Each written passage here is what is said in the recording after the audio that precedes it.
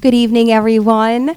My name is Catherine Lemoyne. I'm the Director of Development here at Nunez Community College. On behalf of our Nunez Foundation and all of our faculty and staff, we want to welcome you here tonight.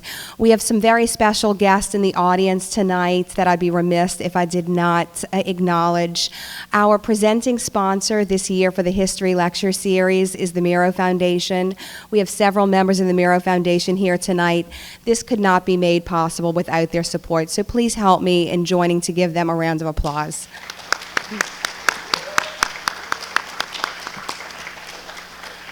We also want to give thanks to the Greater New Orleans Foundation ExxonMobil Grant Foundation for providing support for this series and the Battle of New Orleans Historical Symposium. So we want to thank them for their support. And now, special thanks to our wonderful author and presenter that we have here tonight, Miss Suzanne Stone. Let me tell you a little bit about Miss Stone. A history lover, Suzanne has volunteered as a docent at the Smithsonian's National Museum of American History and the New Orleans-based World War II Museum. She is currently a volunteer docent at the Historic New Orleans Collection. Semi-retired from executive positions in nonprofit organizations, Suzanne works as a tour guide in New Orleans, presenting French Quarter, Garden District, culinary history, cemetery, and ghost tours. She has developed 2 unique tours, Jewish New Orleans and Women of New Orleans. She volunteers as a guide for the Friends of the Cabildo and is the 2017 recipient of the Friends of the Cabildo's Golden Shoe Award. Her previous book is Volunteering Around the Globe, Life-Changing Travel Adventures. She is joining us tonight to talk about her most recent book, New Orleans Coffee, A Rich History. And just so you know, you can purchase a copy of this in our lobby following the lecture. She is selling them tonight at a discounted price of $20. Please help me in welcoming Miss Suzanne Stone.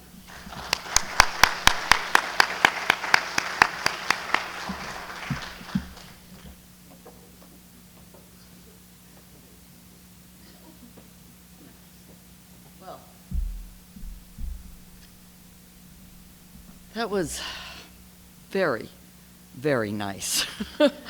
Very nerve-wracking to live up to now. Can you hear me? Okay, great. Normally I have to project. So this is wonderful. I'll get that on. And now, unlike most of you, I am not a coffee drinker.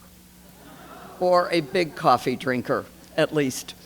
And when my son heard that I was writing this book, that I'd been invited to write this book, he was like, what? Where did this come from?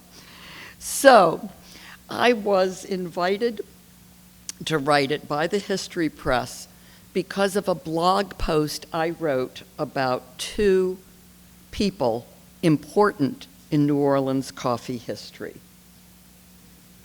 This is our cathedral, the presbytere, and the cabildo in about 1815, even later than the story of the first person. And this is the enslaved woman allowed to work on Sundays vending coffee outside the cathedral. She earned enough to buy her freedom, continued vending, earned enough, therefore, to rent the first coffee stall in the French market and possibly the American South. Many people know her and this particular line drawing as Rose Nicode. And I was just entranced by Rose the first time I learned about her. And early in the research, I met with Mary Gemin, a wonderful researcher and author, who had written what is one of the first books to reference Rose. Together, we discovered that Nicode was unlikely her last name. Now, this is new to me, but if you see Rose and then something that looks like G-L-A or C-I-L-A, French, which is translated as who sells coffee in the market. And I'm like, well, where's the Nicode part?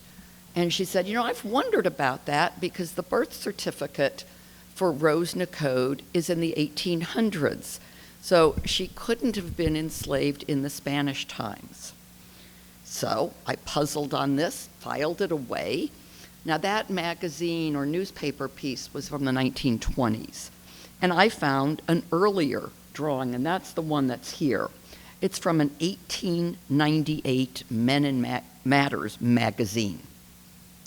The authors of the accompanying article about vendors in the French market refer to her as Rose Glas, as if that is G-L-A. So I thought, okay, her last name's Glas, or however you pronounce it. But it somehow didn't seem right. I don't know. And Mary had thought it was C-I-L-A. So continuing to research, I finally found it is C-I-L-A, which linguist Alcée Fortier says is a demonstrative object. This, that, or who. Like that Rose who sells coffee, or Rose who sells coffee.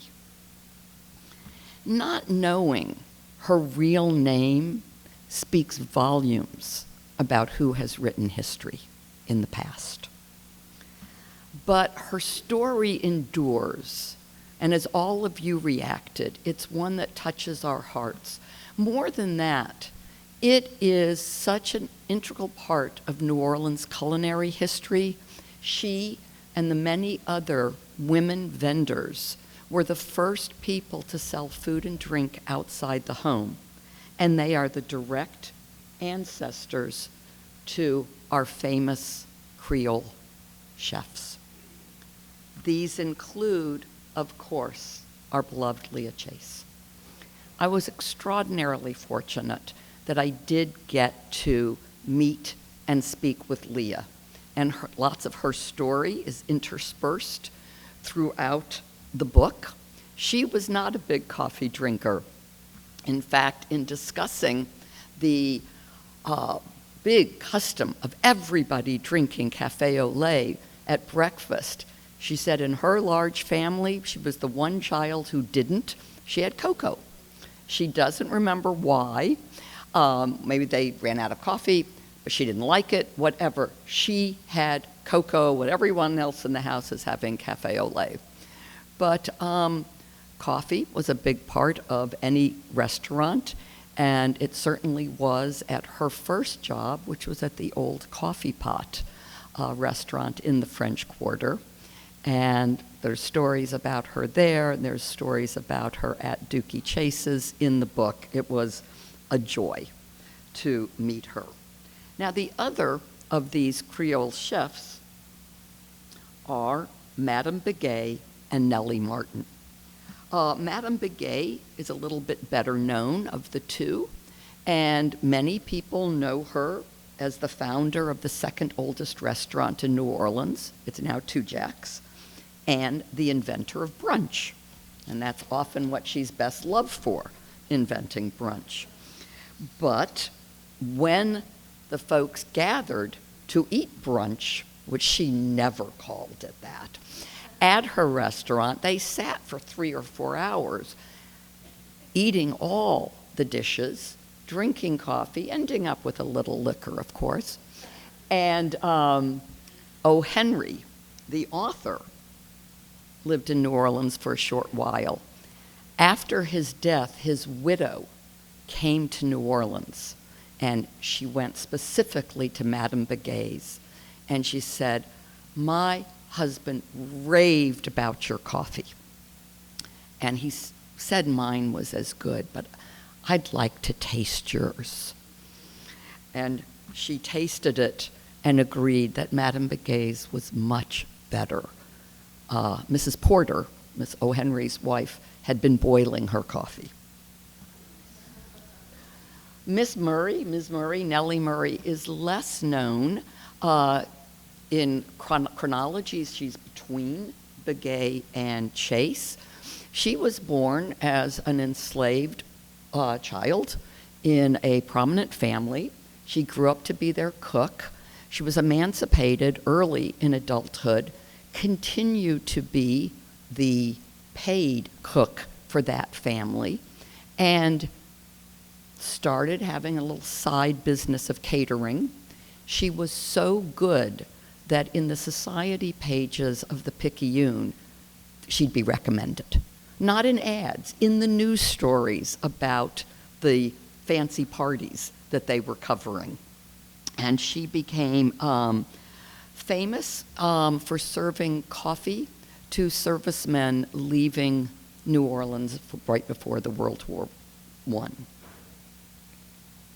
So, the other person in my blog post was Henry Lonsdale. So, whoops, now that I know how to do this. Not too many people know of him, although his house is a very popular stop on Garden District tours. And that's because later owners include Anne Rice and Nicolas Cage. But Lonsdale, I've always thought was pretty interesting. He was the largest coffee trader up to the Civil War. Parenthetically, his first fortune was made as the inventor in this country of the burlap bag. And burlap bags are what coffee is still shipped in all around the world. Sometimes his name would be associated with chicory, leading into that old myth that chicory was introduced in New Orleans during the Civil War. And that never, ever made sense to me. If there is a blockade, and there certainly was, and no coffee was getting in, and no coffee was, then where in the heck was the chicory coming from? Because today, it is largely imported from France. So, this is another question, and I want to keep looking into it. Whoops, there we go. This is chicory in various stages. It is the dried, roasted, and ground root of the endive plant, a member of the dandelion family. It grows wild and is often considered to be a weed. But its history is older than coffee's. There are written reports about chicory that are 3,000 years old, and it refers to chicory as a treatment for intestinal worms and other digestive ailments. In fact, today, we now have farms in Nebraska and Mississippi growing chicory, and it is largely for animal feed. But it's first mentioned as a drink in the late 1600s. By then, people had figured out to grind the plant's roots and get a powder. Its first use as a coffee substitute came in 1766, when Frederick the Great of Prussia imposed heavy taxes on coffee and strict regulations on coffee roasting. He made coffee out of reach of most people. And there were edicts where he said what he was doing. The edicts lend one to think that he thought coffee was a luxury. Well, you know, he roasted his with champagne, or brewed it with champagne. But in the edict, he did say, I grew up drinking beer, my people should drink beer. However, his people had developed a taste for coffee. And starting with the ban in Prussia, German women began to drink chicory. They were described as chicory topers, which would be alcoholics. All right, that's 1766. 1806, Napoleon banned coffee in lands he ruled. Again, chicory became, when people tried 30, 40 things, the best substitute either for the coffee or to extend the coffee. So French were migrating to our area, not just in the 1700s, but all throughout the 1800s, with large numbers coming here in 1820s, 30s, and 40s, with upheavals in France. In addition, people had moved to Saint-Domingue, and with the revolution there, that became Haiti, that land, 9,000 people moved to New Orleans. So, chicory coming here with French before the Civil War, 1. During the Civil War, none. Tens of thousands of German immigrants arrived in New Orleans in the 1840s and 50s. By 1860, 15% of the city was German or German descent. Remember those German women drinking chicory? You think they left it at home? Think they brought it with them. So, chicory before the Civil War, 2. During the Civil War, still 0. But where were they getting it? So, I was so excited when I found letters and newspaper advertisements in the 1820s indicating that chicory was grown locally. Here before the Civil War, 3. Myth busted. But let's get to coffee, right? That's what you all expected. So how and when did coffee come to Louisiana? It all starts with a legend of the goat herder Kaldi. And Kaldi is in what is now Ethiopia. He is watching his goats. One day, they are dancing and prancing about after they've eaten these red berries. And he thinks this is the coolest thing he's seen. He, of course, has not seen a second line, so of course, this is cool. And he decides, well, the goats ate it. He ate the berries, and he got the same uplift. He goes back to his village. He tells the head of the village, who decides these have to be wicked, and he tosses them into the fire. The aroma changed that man's mind. And for centuries, the decision was coffee the devil's drink or an elixir of the gods. Whichever viewpoint won out would determine its future. Now, alcohol is forbidden to Muslims. So caffeine, we think, must have been a particular rush because they hadn't had anything else to provide that. Coffee houses in Mecca and Cairo were closed as centers of heresy and sedition, but they always opened again. Now here we go, Ottoman Empire, and it's the Ottoman Turks introduced coffee to Constantinople.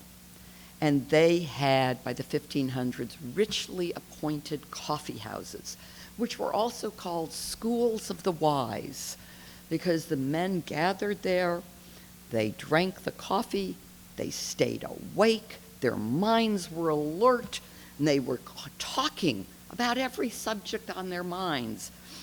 They drew more people than the mosques. So of course the imams wanted them closed. They even and sometimes would go and behead people as they came out of a coffee house. But the coffee houses always reopened and always got their customers. When the Ottomans, let's try this, were retreating from the siege of Vienna, they abandoned 500 bags of coffee beans. The Viennese thought they were camel feed and were just going to throw them away. But there was a former Turkish prisoner who recognized them. Now, you should thank this man, because he is the reason coffee went beyond Vienna. And he explained how it's coffee and how to brew it. And then the first coffee house opened in Turkey. in Vienna, on the eve of the First World War, Hitler, Trotsky, Stalin, and Freud were among those who frequented Viennese coffee houses to drink coffee, eat cake, read newspapers, play chess, and argue. Now, if those guys had ever been all together, can you imagine the argument it would have been? So, no evidence of that. When coffee made its way to Rome, the priests considered it a Muslim drink, wanted it banned, drink from the devil. But Pope Clement VIII tasted it, found it delicious. And he said, "We shall fool Satan by baptizing it and making it a truly Christian beverage."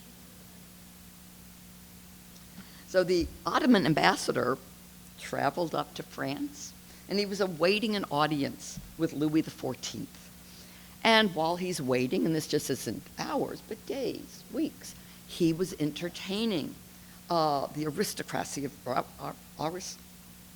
the high-level people of Paris, serving this exotic new drink. 20 years later, Francis Procope, who was a man selling lemonade, opened the first coffee house in Paris, Procope's. The writer Voltaire was among the many who visited, and he was said to drink 50 cups a day. 100 years later, in 1789, the leaders of the French Revolution gathered in Procope's to plan and plot.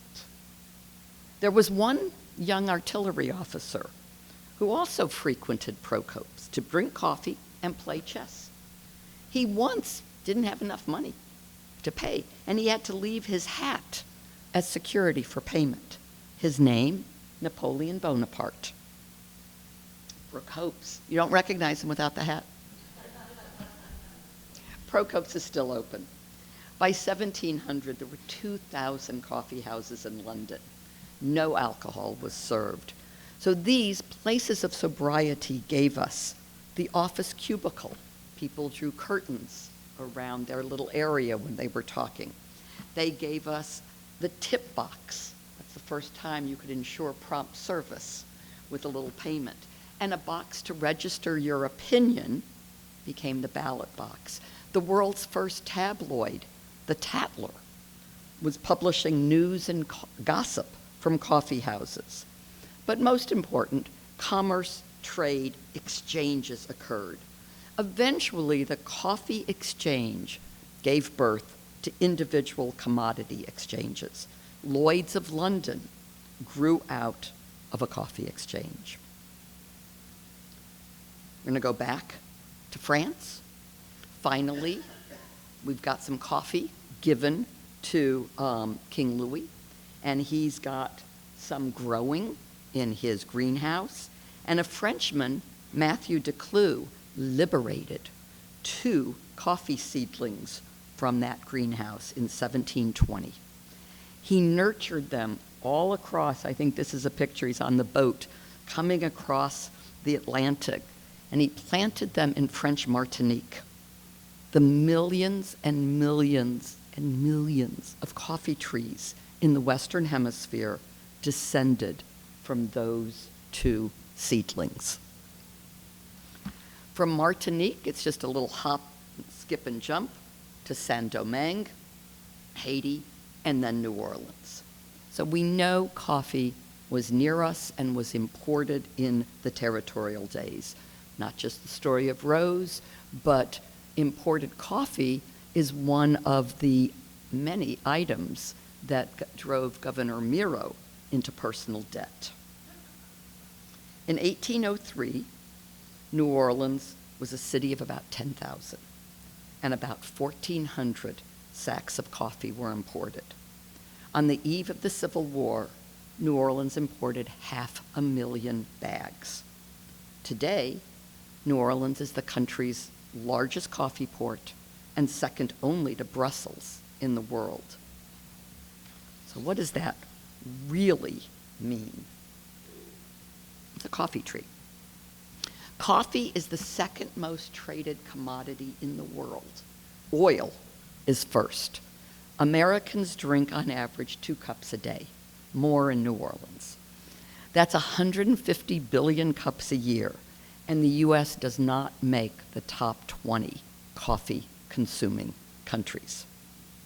20 million people around the world depend on coffee for their livelihood. Okay? Coffee tree seedlings come from coffee beans. The seedlings are, well, this is coffee. Now we're going to get here to our seedlings. The seedlings are nurtured until they're about 14 or 18 inches tall. Then they are planted, and they begin to produce fruit after about 4 years. They can continue to produce for half a century or more. The red fruit is called a cherry. 10 pounds of cherries a tree is a good harvest. A good hand picker can harvest 100 pounds a day. Now, you get rid of everything that isn't coffee bean, dry the beans, and you get green coffee. And you're down from 10 to 2 pounds. Green coffee is what's loaded in 132-pound burlap bags. If you remember Juan Valdez in the old commercials, that's what was strapped on the donkey. Green coffee is shipped all over the world. 1/3 of America's coffee comes through New Orleans. We have the biggest coffee silo and the biggest coffee roasting plant, Folgers. So, to unlock the flavors, the coffee has to be roasted. You put it in a drum, apply heat over time, and unlock an infinity of flavors and aromas. How much heat, how fast, and for how long is the master roaster's art. But through all that, you lose a little bit of coffee and get about 1.5 pounds of coffee beans. Okay? It's always then tasted. That's the cupping room in the Westfeld Brothers office in New Orleans. In coffee, there is the rule of 15. Green coffee should be roasted within 15 months. It should be ground and brewed within 15 days and served within 15 minutes of brewing. That's a perfect world. So, right after 1803, when New Orleans is part of the United States, New Orleans established the first coffee houses and coffee exchanges, which then served all the purposes they had done in London, in France, and now in New York, Boston, and Philly. They were central to political, social, and economic aspects of the city. It was at Tremolai's Coffee House that Governor William Claiborne, the territory's first governor, posted a bounty of $500 for the pirate Jean Lafitte. He was outraged that pirates were just coming and going at will. But Lafitte knew quite well where the hearts of New Orleanians lay. So he went to Tremolai's and posted his own handbill. He offered $1,000, twice Governor Claiborne's, for anyone who would capture Governor Claiborne and bring him to Lafitte. It was at that same coffee house, coffee exchange, that the convention met that resulted in Louisiana being admitted to the Union as the 18th state in 1812. Now, and during Reconstruction, there were impeachment proceedings of Governor Henry Clay Warmoth. And the Speaker of the House knew he couldn't have these hearings in the House because the governor would show up. So to have them, he went to the Gem Coffee Exchange, and that's where they held the impeachment hearings. The Gem building is still standing. It's at 127, 129 Royal Street. It houses the unique grocery. The plaque on the front of it does not mention Warmouth, but does let you know the Mystic Crew of Comus also was formed in that coffee house. As Richard Campanella says, by the 1820s, an exchange implied a full-service business networking center. White men could convene, discuss, negotiate, socialize, recreate, gamble, dine, drink, and board.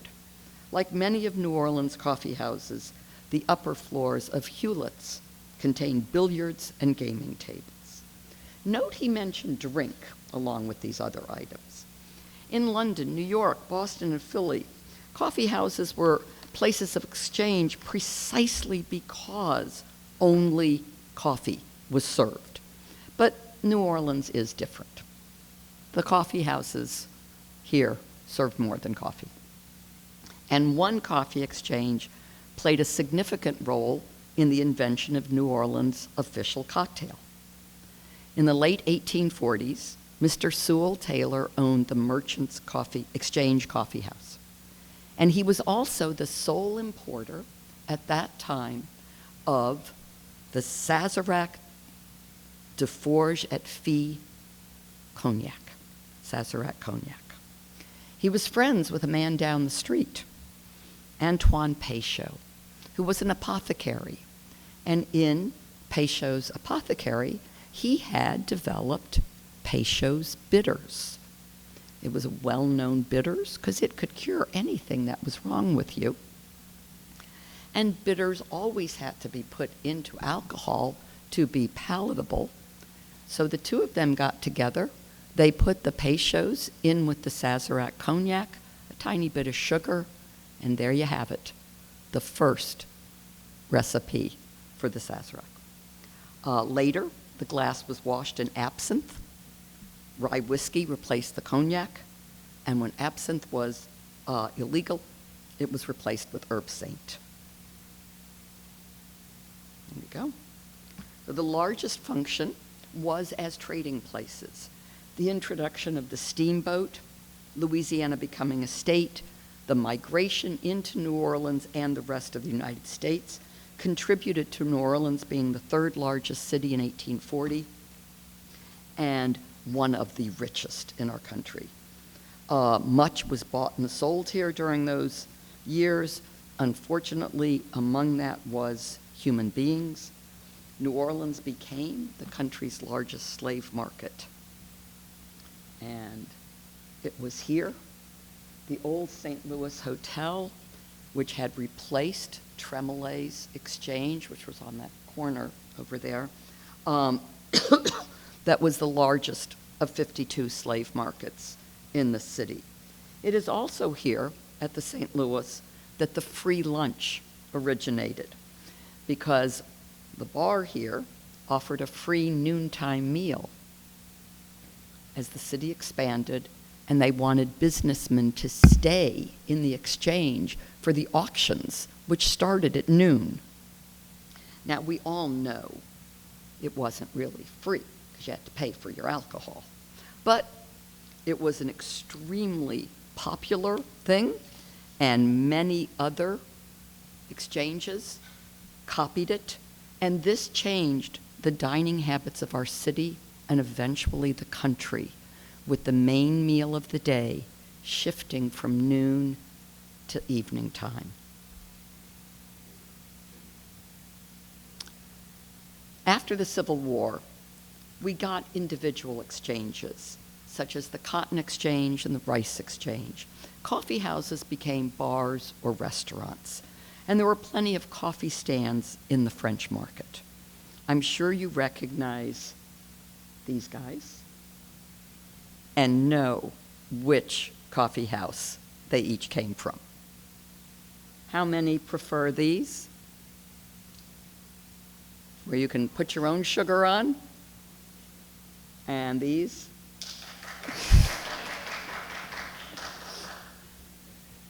Wow. Again, I was privileged, like with meeting Leah, to meet Robert Hennessy, the owner of Morning Call, and they keep saying they're going to find a new place to reopen, and Jay Roman, the owner of Café du Monde. Their stories are in the book of those two places, and as well as a history of the beignet. Here we go. Now, okay, these are some of the people that we interviewed. Now, we've got some folks in the audience from ICC, a big coffee exchange, and unfortunately, their relative's picture is not up here, but it is in the book. And so up till now, let's say 1975, we are in New Orleans, an exceedingly traditional city. In the book, I write about coffee brewing in the city, coffee drinking at home, and how the coffee had to be so black that if it didn't stain your coffee cup, it wasn't proper. But finally, and not so finally, this woman, Phyllis Jordan, introduced specialty coffee to New Orleans in 1978. That is only a few years after specialty coffee came into being in San Francisco and Seattle. So we do have not only a long historical tradition of Spanish and French coffee, but we're among the first cities to branch out into a newer coffee adventure. And Phyllis started PJ's in 1978. She says that being a female was something that played a large role in the strategies she's adopted, explaining that she had to insert herself where she was not invited. It gave her stamina and vision. She said sometimes the best thing to do is just ignore it when you're being ignored and keep moving forward. Pretend those barriers don't exist and keep going, but you need to get done. She became involved in the Specialty Coffee Association of America, eventually was its president, and she met Erna Knutson, who had given the name specialty coffee. Erna was America's first female green coffee buyer. She worked for a company. The male buyers would not allow her into the roastery or the cupping room where the important tasting takes place. So she bought the company, changed the name to Knutson's Coffee. And she is not so much a hero as a compatriot of Phyllis, but is a hero to the younger women coming into coffee in New Orleans. Whoops. No. Okay. This is a young woman who will become the first female CEO of Westfeld Brothers, which is our largest coffee importer. And this is a woman who will become the first female CEO of Dupuis Storage, the largest storage facility in our city. So we're going to see a new era of coffee. We also, my collaborator David Feldman and I, in interviewing people, either the histories or for the newer folks doing the specialty coffee shops, it really reminded us that New Orleans history, recent history, is divided pre and post-Katrina. We have at least 3 examples in the 10 or 12 people we interviewed. Bob Arceneaux, right here, had a roasting plant. It was in the Girt town, right in your mid-city, and it was flooded and destroyed. Many of his employees dispersed, and he never heard from them again. So he started over, opened a new roastery, just in time to be the one who educated and supplied coffee and equipment to the latest generation of New Orleans coffee bar proprietors with his firm. Tommy LeBlanc. I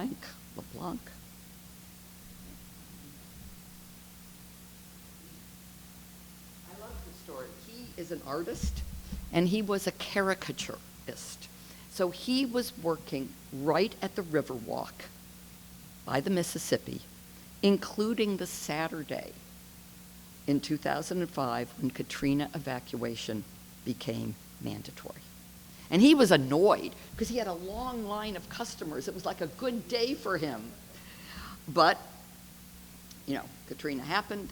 He went away. He came back, and he's like, what can I do? I've learned to like coffee. I think I'll go in the coffee business. He is the co-owner of Hay Coffee and Hay Coffee Cafes, and his art is all their logos, menus, and so he's still using his art talent. Demian Estevez is a New Orleanian through and through. He was conceived and raised in an apartment above legendary Johnny White's in the French Quarter. Yeah, you don't get much more New Orleanian, right? Katrina, a tree falls on his computer shop, destroying it. And he said, I think I'll, leave New Orleans, see what else is out there. I've never left the city. And he was gone a couple months. And he came back, and he said, I learned two things. I can't live anywhere else, and I love coffee.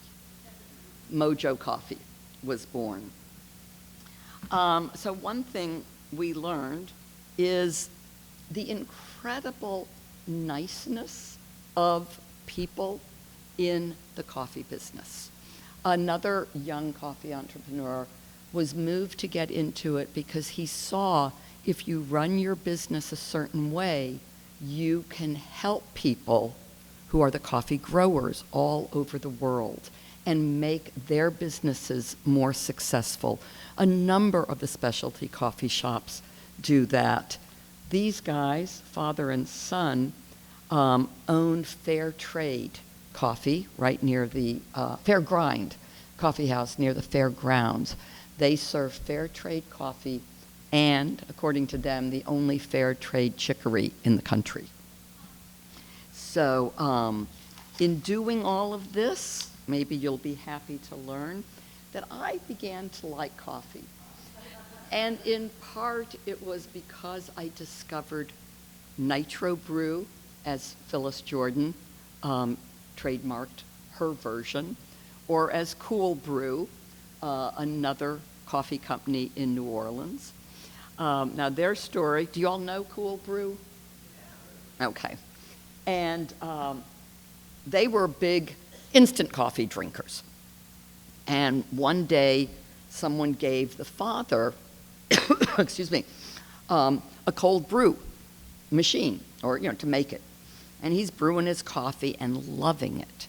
And he has his high school senior son taste it. He says, you can't believe this, how good it is. And the son goes, wow, we should bottle and sell this.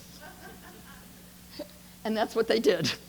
So they've intended it to be a replacement for instant coffee, but it really has become probably larger part of the cold coffee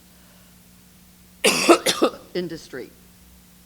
And I loved this commercial. Cool Brew is a concentrate. Do not drink straight from the bottle, because if you don't read it carefully, you're going to think, oh, this 8-ounce bottle is 8 ounces of coffee, and you will be slightly over-caffeinated. So our conclusion, and I hope you agree, is that the coffee culture is alive and well in New Orleans, one new convert, and coffee runs through the history of New Orleans like the Mississippi River runs through the city itself. Thank you.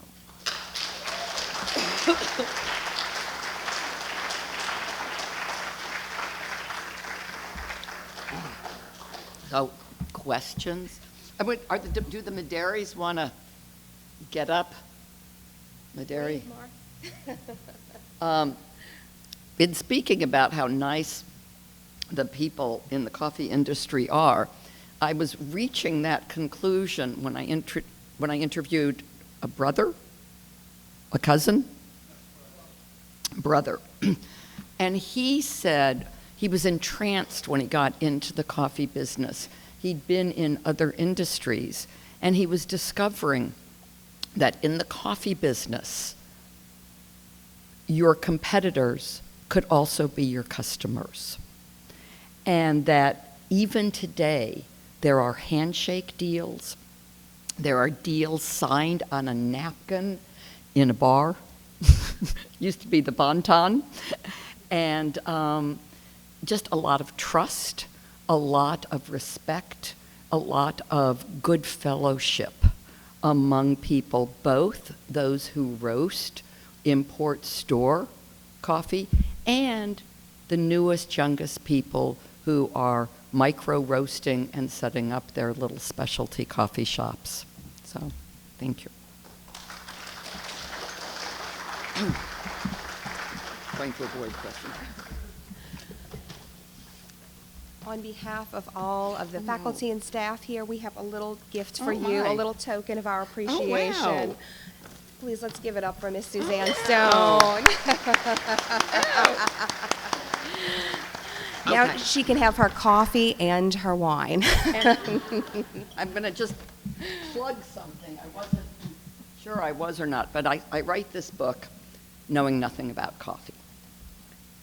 People in New Orleans approach me to work for a new attraction that is now opened. I am a teetotaler. It's the Sazerac House. I am now licensed to pour alcohol. And I've had many, many hours of education about liquor. And, but now, I have to sign it, but I do have a contract from the History Press. Finally, I get to turn to a subject I think I know something about, which is women. I wanted to do a book on women of New Orleans, and the History Press said, well, we've got this Wild Women series. And I said, oh, Lord. And I said, okay, I will give you the prostitutes and strippers if you also agree the Ursulines, daring, audacious, that Elizabeth Werlein, who started the preservation of the French Quarter, that